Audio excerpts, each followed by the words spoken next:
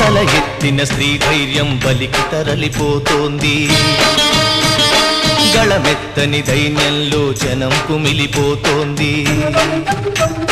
మనువాదపు మంటల్లో ఊరు తగలబడుతోంది మగ పశువుల కాళ్ల కింద మగువ నలిగిపోతోంది ఈ దౌష్ట్యం ఇక వద్దని ఈ క్రౌర్యం ఇక రద్దని అరవండో పంచముని సృష్టించిన ఆ వంచకుడెవడని అడగండో